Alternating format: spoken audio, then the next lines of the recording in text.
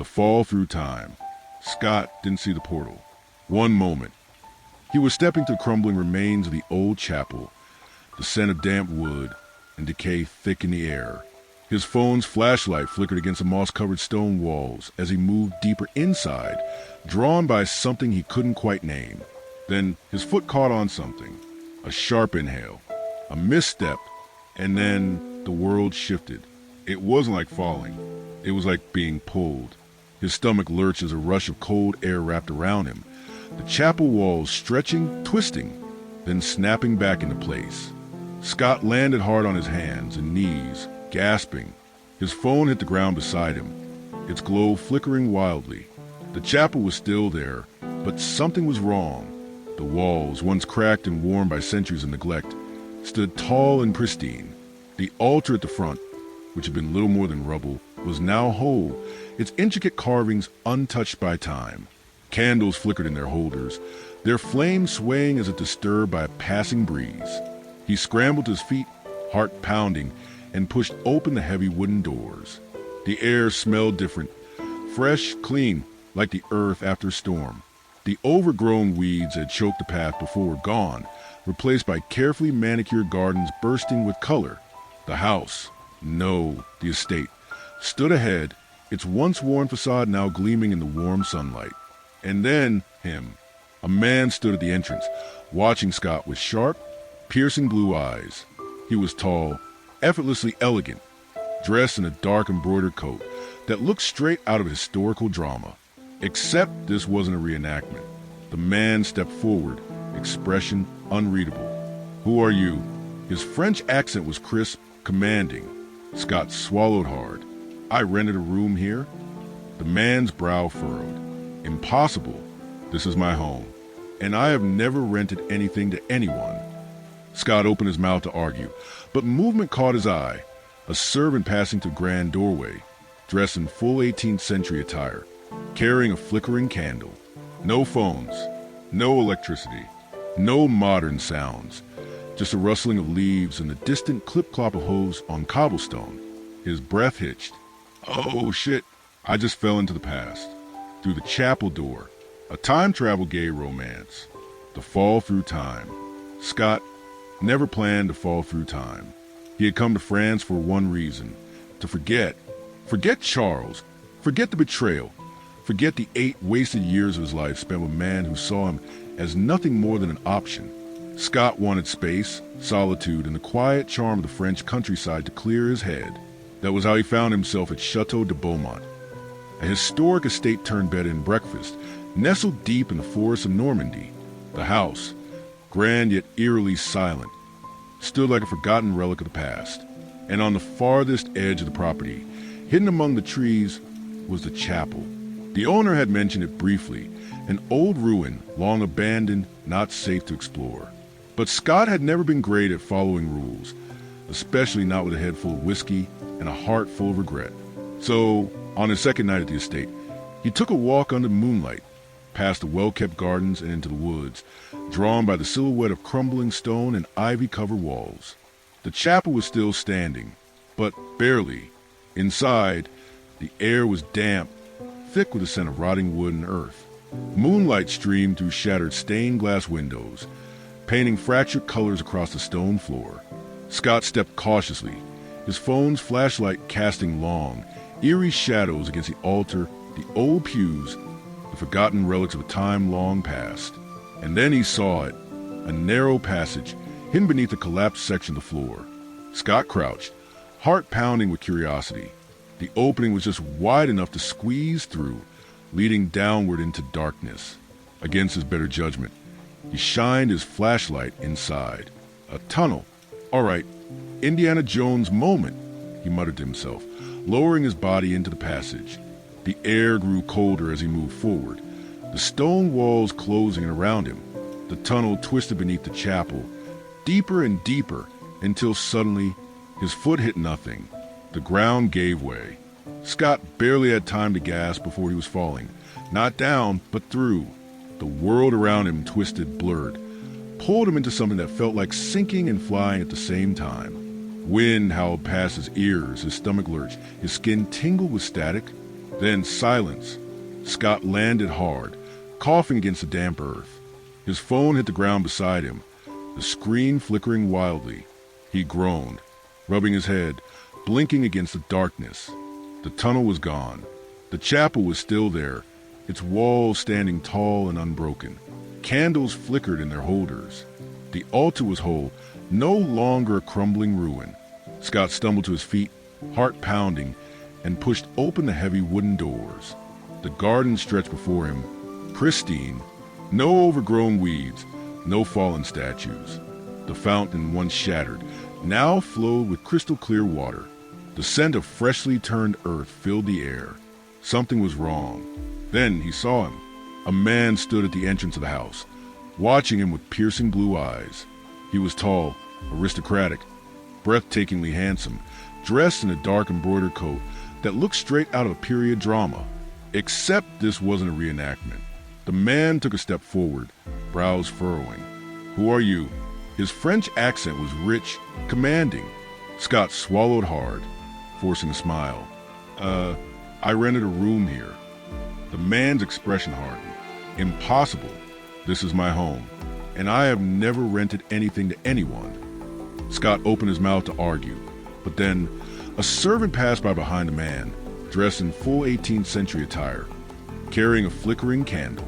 No phones, no electricity. His breath hitched. "Oh, shit. I just fell into the past." Chapter 2. The Lord of the House. The man stepped closer, eyes narrowing as he took in Scott's strange clothing. "Explain yourself." Scott's mind raced. What the hell was he supposed to say? "Oh, hey, I fell through a time portal in your creepy basement chapel. I think there's been a misunderstanding," he stammered. I was just at this house earlier today. I swear, I don't know what's going on." The man tilted his head slightly. He was striking. Chiseled jaw, high cheekbones, lips that looked both cruel and kissable. A man built for power, for command. "I am Château de Beaumont," he said slowly, "and this is my estate. Now, tell me, who are you?" Scott hesitated, still half hoping this was some elaborate historical experience gone way too far. Scott Harper." Lauren's gaze flicked down to the strange glowing device in Scott's hand. "And what, pray tell, is this wizard's box?" Scott blinked. It's a phone." "A what?" "Oh, boy." Scott sighed, rubbing his face. "Look, I know this is going to sound insane, but I don't think I'm supposed to be here." He glanced back at the chapel, gripping his phone like a lifeline. "I came in through there, but something changed. He swallowed. "This isn't the same world I walked into." Lauren studied him, something unreadable flashing in his sharp blue eyes. Then, to Scott's utter shock, he smiled.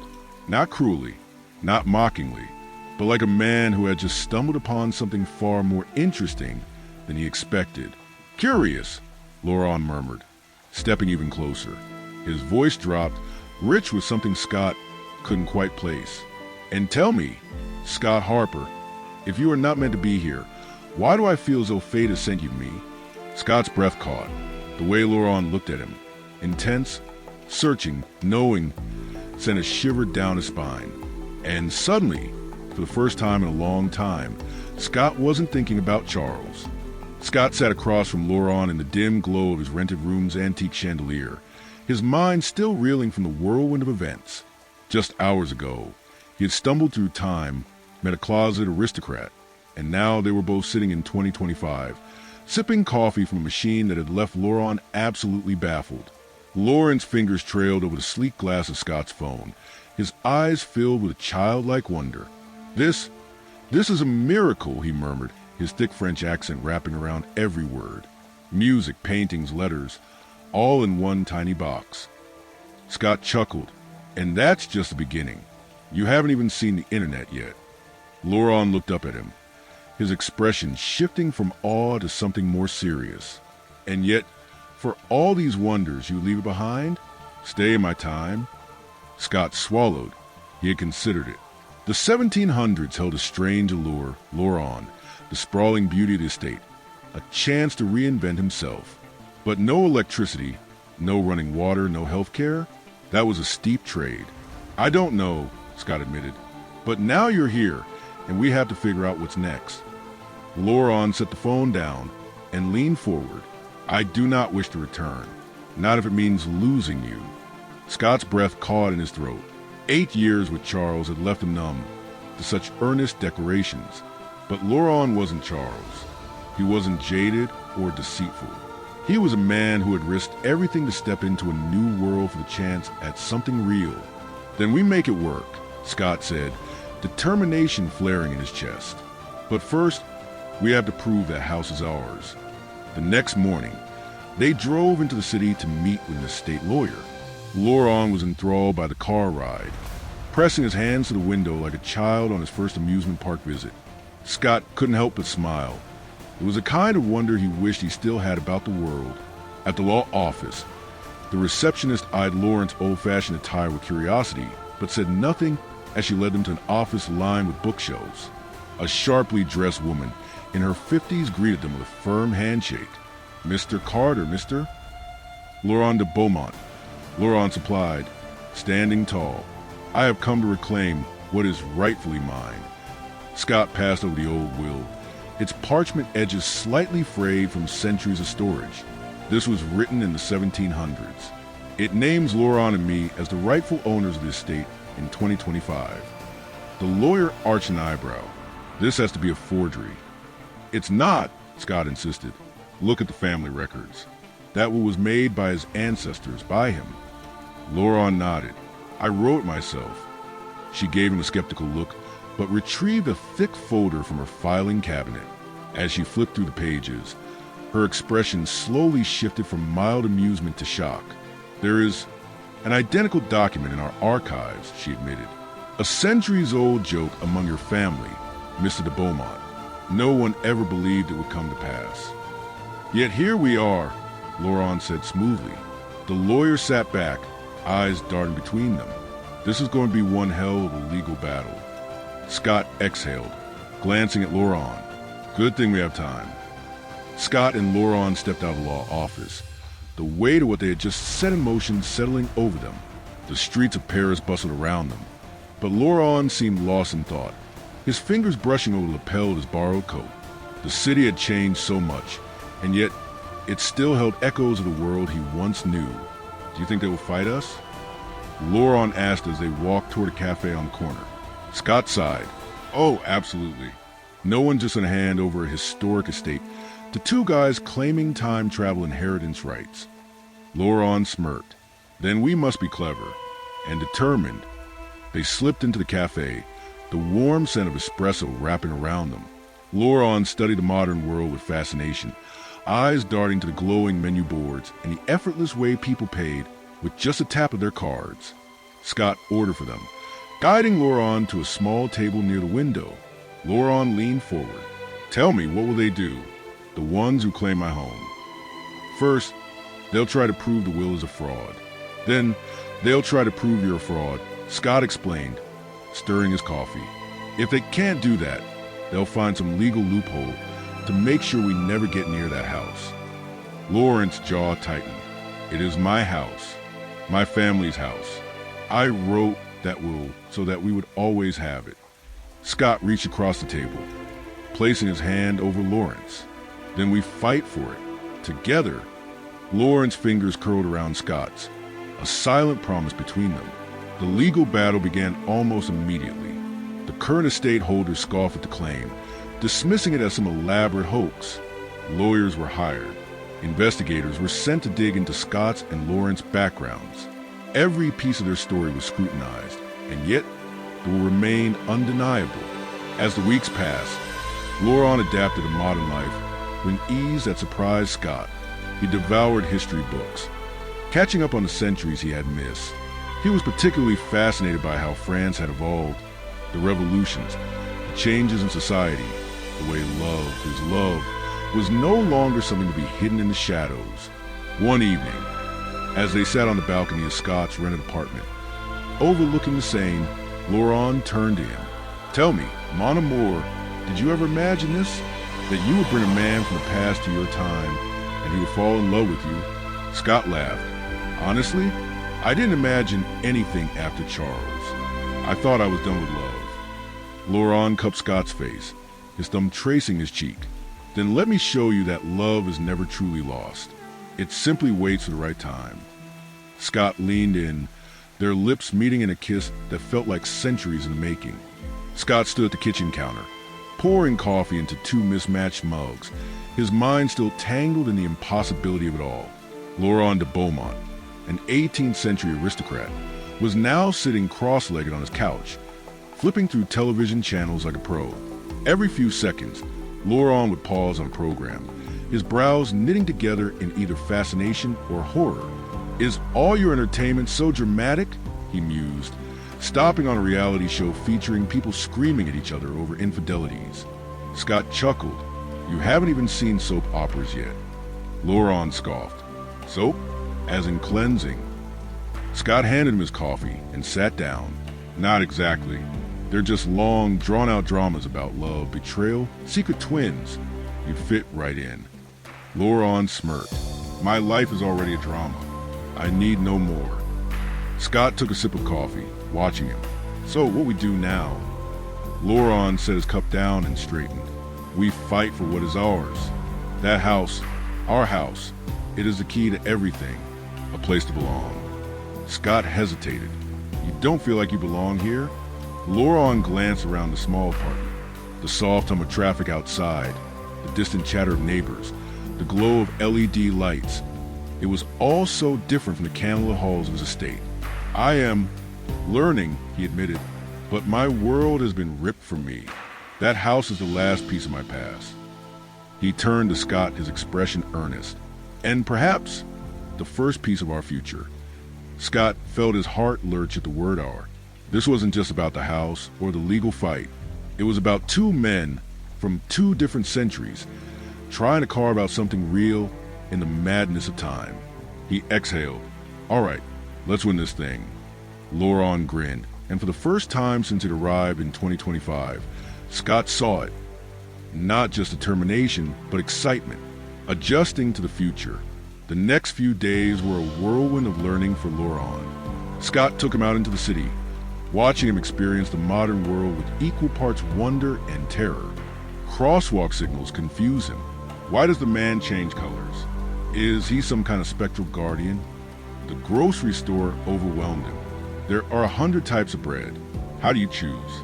Cell phones baffled him. Everyone stares at these little glowing books. Are they all reading some grand story?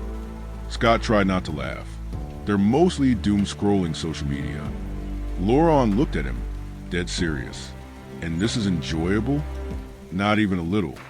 Then there was the issue of clothes.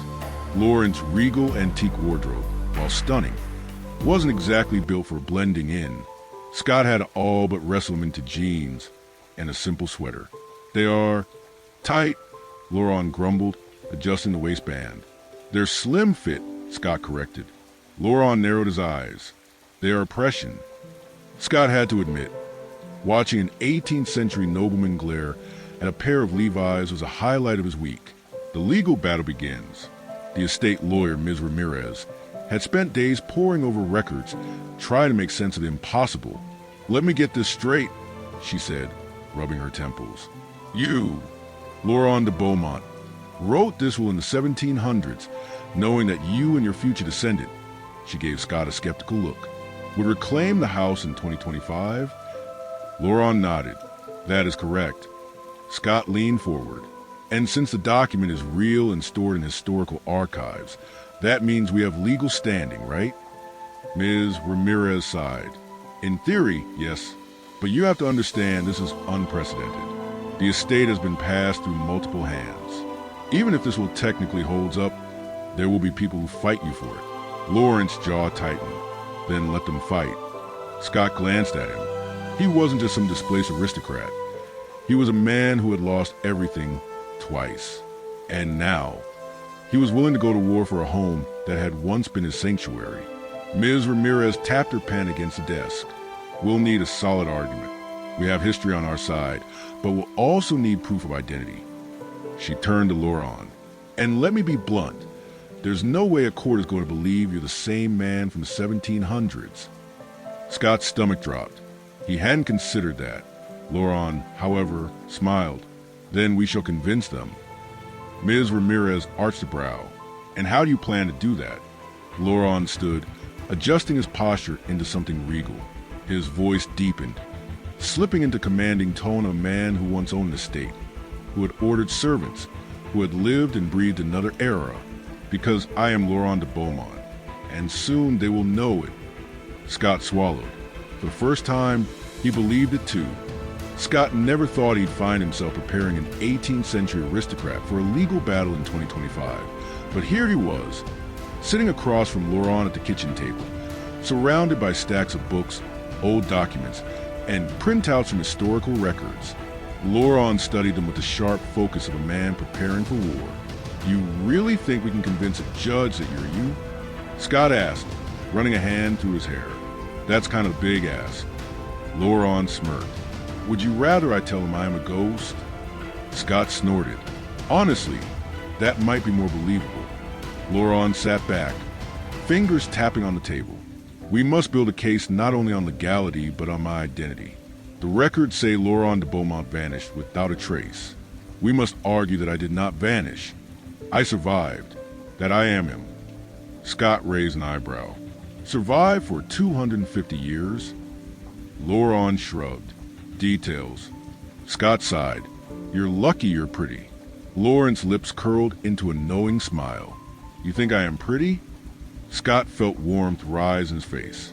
Can we focus, please? Proving the impossible. A week later, Ms. Ramirez arranged a meeting with a genealogist. The woman, Dr. Evelyn Cho, was skeptical from the moment they walked into her office. So, you're claiming to be the Laurent de Beaumont? She asked, adjusting her glasses. Not a descendant, not a namesake. The one and only, Laurent said smoothly. Dr. Cho exhaled. Okay, humor me. She placed a DNA kit on the desk. This is a direct-to-consumer test. If you're truly the same man from the 1700s, your DNA should match historical samples we recovered from your bloodline. Scott leaned in, and if it doesn't, then you're a fraud and this case falls apart. Laurent didn't flinch. Then let's begin. Scott watched as Laurent calmly took the test, as if centuries of history rested on this tiny plastic swab. The opposing forces. 2 days later, the fight for the estate escalated. Ms. Ramirez called him into her office, her expression tense.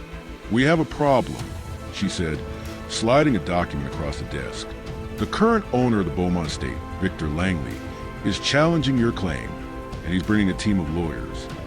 Scott's stomach clenched. Victor Langley, as in the real estate mogul? The same, Ramirez confirmed. He bought the property years ago, but he's only using it as a luxury retreat. If we go to court, it's going to be a battle of credibility. A billionaire versus a time traveler. Laurent exhaled through his nose. So he is a thief. Scott glanced at Laurent, worried.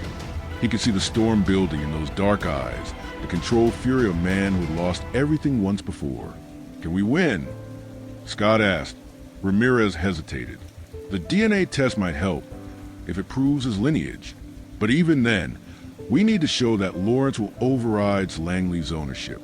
And that, she sighed, that's going to take more than just documents. It's going to take making the court believe him. Laurent stood. Then I shall make them believe. Scott reached for his arm, his voice softer. Laurent, this is going to be a fight. Laurent turned to him, his gaze intense. Then let us fight. Scott swallowed.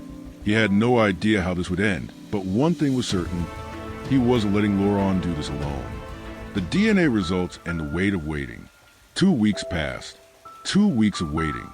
2 weeks of anticipation. Scott and Laurent had settled into a routine, but it was a routine built on a foundation of anxiety.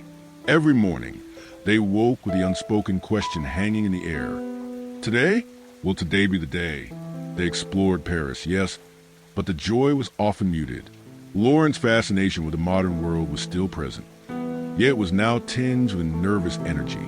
He would stare at his reflection in shop windows, as if searching for an answer in his own eyes. Scott would catch him tracing the lines of his face, a silent question in his gaze. The world around them seemed to mock their predicament. News reports spoke of scientific breakthroughs and logical explanations, while they lived a reality that defied both. People they met, from friendly cafe owners to curious shopkeepers, would smile and nod at their story, but Scott could see the doubt in their eyes. The unspoken thought, they're delusional. The waiting was the hardest part. The silence stretched, filled with uncertainty. Scott found himself snapping at Laurent over trivial things, then immediately regretting it. Laurent, in turn, retreated into himself, spending hours reading historical texts as if trying to anchor himself in a past that felt increasingly distant. One evening, as they sat in Scott's small apartment, the city lights painting patterns on the ceiling, Laurent spoke, his voice low. "Do you think they believe us, Scott?" Scott sighed, running a hand through his hair. "Honestly, I don't know. Sometimes I don't even believe us." Laurent reached for Scott's hand, his touch warm and reassuring. "We know the truth. That is what matters." But the truth was a fragile thing, easily shattered by doubt and disbelief. Then the email arrived. Ms. Ramirez called him immediately. Her voice was tight. "The results are in." Scott and Laurent rushed to her office. Ms. Ramirez sat behind her desk, her face unreadable. She held a single sheet of paper. "Dr. Cho sent over the analysis," she said. "It's conclusive." Scott's heart pounded. "Conclusive how?" Ms. Ramirez looked at Laurent. "The DNA sample you provided matches the historical records. It is a direct match to the de Beaumont lineage." Laurent nodded, his expression calm. "As I said," Scott let out a breath he hadn't realized he was holding. "So we have proof." "Yes," Ms. Ramirez confirmed. "But it's not that simple." She slid the paper across the desk. Dr. Cho included a note. She's perplexed. "The DNA match is undeniable, but the sample also shows signs of cellular regeneration, as if the DNA has been refreshed." Scott frowned. "Refreshed? She doesn't know how to explain it," Ms. Ramirez said. "She's calling it a temporal anomaly." Laurent leaned forward. Meaning, Ms. Ramirez said, "that we have proof you're from the de Beaumont line, but we also have evidence that something impossible has happened to you." Scott looked at Laurent. "This could be a problem." "A problem?" Laurent asked. "If the court thinks you're some kind of experiment, it could hurt our case." Ms. Ramirez nodded. "Exactly. We need to frame this carefully. We have to make them believe you are Laurent de Beaumont without making them focus on the impossible." Laurent stood. "Then we focus on the possible. The will, the records, my word." Scott looked at Laurent. He was a man out of time, but he was also a man of unwavering conviction. "All right," Scott said, "let's make them believe." Ms. Ramirez smiled. "That's the spirit. We have a hearing scheduled for next week. It's time to prepare." Scott and Laurent left the office, the weight of the upcoming hearing settling over them. They had proof, but they also had a mystery. And in a courtroom, mysteries could be dangerous. And they knew no one would truly believe their story. The hearing approaches and the weight of doubt. The week leading up to the hearing was a relentless march of preparation, a mental and emotional marathon. Ms. Ramirez, a whirlwind of focused energy, transformed her office into a war room. Documents piled high, legal briefs filled every surface, and the air crackled with the tension of impending battle. Scott and Laurent were immersed in this world, spending hours dissecting every detail of their lives, anticipating every verbal trap. "Remember," Ms. Ramirez stressed, her voice a low, insistent hum, "we need to anchor them in the tangible, the will, the meticulous records, the irrefutable DNA match. We minimize the extraordinary. We focus on what they can grasp." Laurent, his posture ramrod straight, nodded with an almost regal air. "I understand. We present the truth in terms they can comprehend." Scott, however, felt a gnawing unease. They were attempting to fit a reality that defied comprehension into the rigid framework of legal logic. It was like trying to contain a storm in a teacup. Outside the sterile confines of a law office, the world continued its relentless churn. But for Scott and Laurent, it was a world viewed through a distorted lens.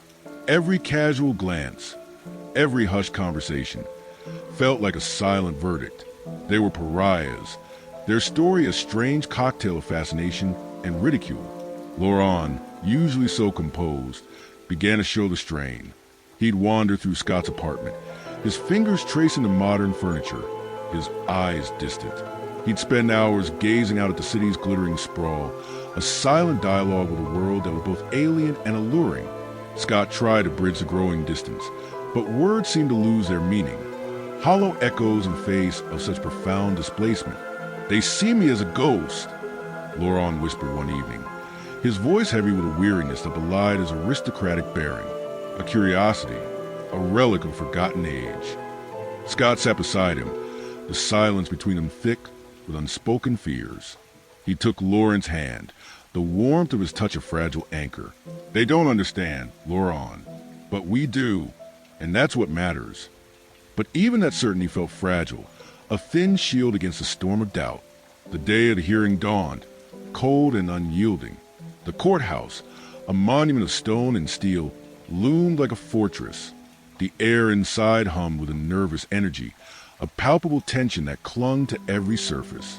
Scott and Laurent sat shoulder to shoulder, their hands locked together, a silent pact against the world. Victor Langley, a man sculpted from wealth and power, sat across the room, his expression a mask of bored disdain. He was surrounded by his legal entourage, a phalanx of sharp suits and sharper minds. He radiated an aura of effortless dominance, a man who expected and always received his due.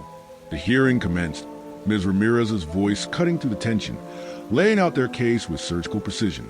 The will, a document of undeniable historical weight. The records, meticulously preserved. The DNA match, a biological testament to Laurent's lineage. She painted a picture of undeniable connection, a story etched in the annals of time. Langley's lawyers, however, were masters of doubt. They dissected every detail, twisting facts into questions, casting shadows on every certainty. They questioned the will's legitimacy, the DNA's validity, and most vehemently, Laurent's very existence. "This is a grotesque farce," one of Langley's lawyers proclaimed, his voice dripping with condescension. "A man claiming to be from the 1700s? It's an insult to this court." Laurent, called to the stand, remained a bastion of calm. He spoke with quiet authority, his voice resonating with the cadence of a man who had lived through centuries. He described the estate, the gardens, the chapel, details that seemed to transport the courtroom to another era. But the interrogation grew relentless, the questions probing, invasive, designed to shatter his composure. Langley's lawyers sought to dismantle his identity, to reduce him to a mere spectacle. "How can you prove you are the same man?" they demanded, their voices laced with mockery. "Where is your birth certificate? Your passport? Your digital footprint?" Laurent's gaze, unwavering, met theirs. "I have no such things. I have only my word, and the truth which no document can fully contain." The hearing adjourned, leaving Scott and Laurent suspended in a limbo of anxious anticipation. The judge's decision, a sword of Damocles, hung over them as they walked out of the courthouse. The city's clamor a jarring contrast to the hushed tension of the courtroom. Scott looked at Laurent, his heart a heavy weight. "What if they don't believe us, Laurent?" Laurent turned to him, his eyes reflecting the steely resolve of a man who had faced far greater trials. "Then we find another path. Scott, we do not yield. We do not surrender." They returned to Scott's apartment, the silence broken only by the distant hum of the city. The waiting had begun anew, but this time, the stakes were etched in their very souls. The verdict, the embrace, and the uncharted path. The days that followed the hearing were a tightrope walk of hope and dread. Each sunrise felt like a countdown, each sunset a sigh of resigned patience. Scott and Laurent existed in a state of suspended animation, their lives a tableau of quiet anticipation. They attempted to maintain a facade of normalcy, strolling through Parisian gardens, lingering in quaint cafes. But their laughter lacked its usual warmth. Their conversations were punctuated by long, pregnant silences. Laurent, usually a picture of aristocratic composure, began to show the cracks in his armor. The constant scrutiny, the relentless questioning of his very existence, had chipped away at his resolve. He'd spend hours gazing out of Scott's window, his eyes lost in the city's labyrinthine lights, a silent dialogue with a world that was both captivating and alienating. He'd traced the lines of his face in the mirror, as if searching for a reflection that was fading. Scott, watching him, felt a pang of helpless love. He'd tried to offer words of comfort, but they seemed to evaporate in the face of such profound displacement. Instead, he'd hold Laurent close, their bodies a warm haven against the chill of uncertainty, their silent embrace a language of unspoken love and shared vulnerability. Then, the call shattered the fragile peace. Ms. Ramirez's voice, usually a steady, reassuring cadence, trembled with an almost childlike excitement. The judge has reached a verdict. The courthouse, a bastion of cold stone and rigid formality, seemed to hold its breath as Scott and Laurent entered. The air crackled with attention, so thick it was almost palpable. The judge, her face an inscrutable mask, began to speak, her voice echoing through the hushed courtroom. She recounted the extraordinary circumstances of the case, the audacious claim, the compelling evidence, and the inherent challenges. Then she paused, her gaze sweeping over Scott and Laurent, lingering on their intertwined hands. In the matter of the Beaumont estate, she declared, her voice resonating with an authority that silenced every doubt. The court finds in favor of the plaintiffs, Scott Harper and Laurent de Beaumont. A collective gasp, a wave of stunned disbelief, swept through the courtroom. Scott felt a surge of pure, unadulterated relief, a sensation so intense it threatened to overwhelm him. He turned to Laurent, his eyes brimming with unshed tears, and saw a reflection of his own astonishment and triumph. The judge continued, her voice softening slightly. This court acknowledges the extraordinary nature of this case. The circumstances are, to say the least, unprecedented. However, the law is clear, the will is valid, the evidence is compelling, and the plaintiffs have demonstrated, beyond any reasonable doubt, their rightful claim to the Beaumont estate.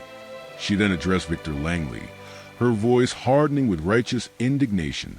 Mr. Langley, your attempt to seize a legacy that is not yours has been thwarted. The Beaumont estate is not a mere commodity, a plaything for the wealthy. It is a testament to history, to family, and the enduring power of love, a love that transcends time itself. Langley, his face a mask of impotent rage, stormed out of the courtroom, his entourage scrambling to keep pace. Scott and Laurent, still reeling from the verdict, were enveloped in a wave of congratulations, Ms. Ramirez's jubilant laughter echoing through the halls. As they stepped out of the courthouse, the city seemed to pulse with newfound energy. The weight that had been pressing down on them had lifted, replaced by a sense of boundless possibility. They returned to Scott's apartment, a sanctuary of shared dreams, and celebrated with a bottle of champagne, the bubbles mirroring the effervescence of their joy. They laughed, they cried, they held each other close, their bodies a testament to the love that had defied time itself. But amidst the jubilant celebration, a quiet unease lingered. They had won the estate, but what now? Would they return to the 18th century, to a world that was both familiar and foreign to Laurent, a world where their love would be a dangerous secret? Or would they stay in the 21st century, building a new life together in a world that was still grappling with the complexities of love and acceptance? The answer, they knew, lay somewhere in the uncharted territory of their future, a future that was as uncertain as it was exhilarating. They looked at each other, their eyes filled with love that transcended time, and knew that whatever path they chose, they would walk it together, hand in hand, heart to heart. Echoes of time, whispers of love, an enduring tapestry. The Beaumont estate, once shrouded in the stillness of a bygone era, now pulsed with a vibrant, eclectic life. Scott and Laurent had breathed new life into its ancient stones, weaving the threads of 2 centuries into a harmonious tapestry. The grand salon, where lords and ladies had once waltzed, now echoed with the soft hum of modern music, a subtle counterpoint to the crackling fire in the hearth. The gardens, meticulously restored to their former glory, bloomed with a riot of colors, a living testament to their shared passion for the estate's history. Life in 2025, though initially a bewildering maze of technological marvels and social complexities for Laurent, had become their shared reality. He had, with Scott's patient guidance, navigated the intricacies of modern society, becoming a figure of both fascination and quiet respect. His story, a blend of historical authenticity and time-bending wonder, had captured the public imagination. Talk shows, documentaries, and even a popular historical fiction series had sought to unravel the enigma of Château de Beaumont. Yet, amidst the whirlwind of media attention, they had cultivated a private sanctuary within the state, a haven where their love could flourish, undisturbed by the prying eyes of the world. The world, despite the DNA evidence and the judge's ruling, still grappled with the impossibility of Laurent's existence.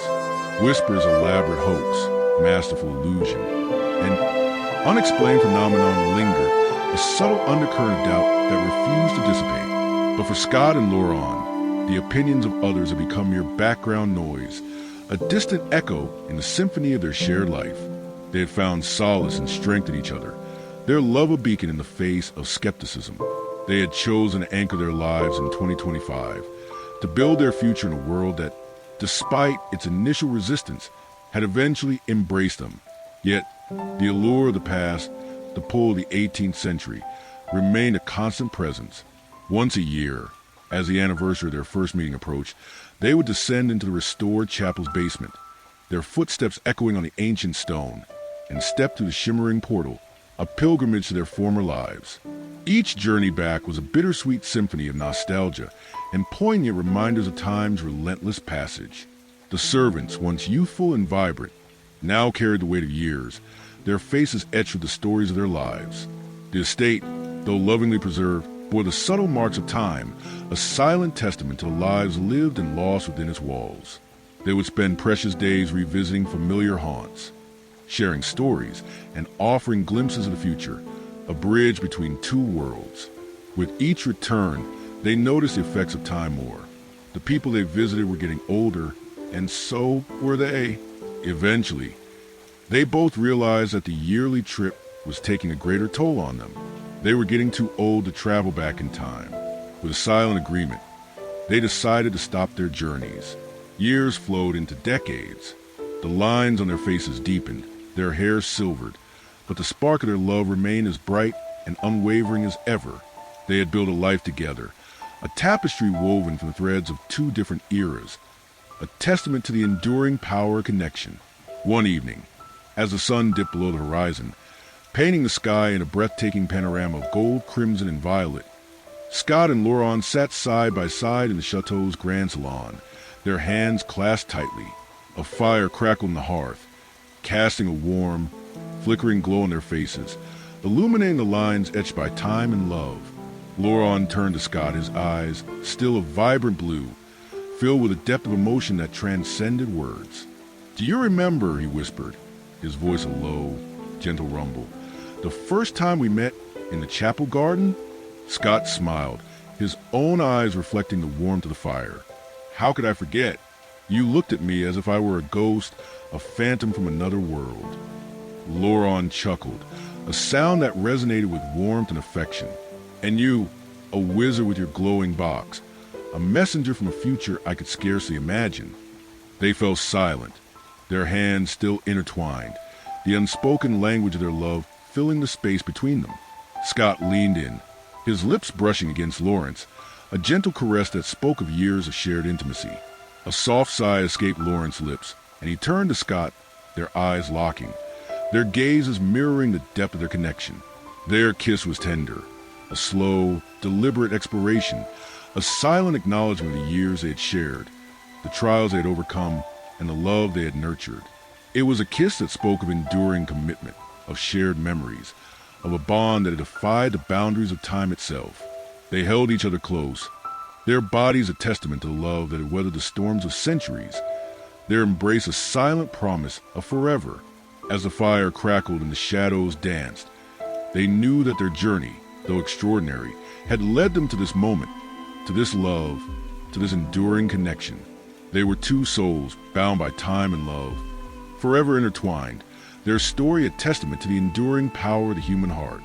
And as they sat in each other's arms, bathed in the warmth of fire and the glow of their love, they knew that their story, though uniquely theirs, was simply a reflection of the timeless truth that love, in its purest form, transcends all boundaries. The legacy of timeless love, a final embrace, The years spun their relentless tapestry, weaving silver threads into their hair and etching fine lines upon their faces. Scott and Laurent, now seasoned by time and experience, have become living legends, their story whispered in hushed tones, chronicled in history books, and immortalized in countless works of art. The Beaumont estate, a silent witness to their extraordinary journey, stood as a testament to their love, a bridge between two worlds, a beacon of hope in a world often fractured by division.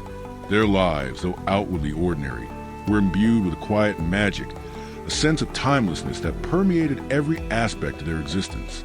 They had built a life together, a sanctuary of shared dreams and unwavering devotion.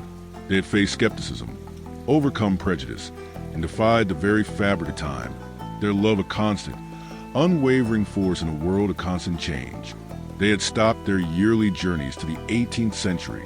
The weight of years, the subtle weariness that crept into their bones, had made the arduous journey too taxing.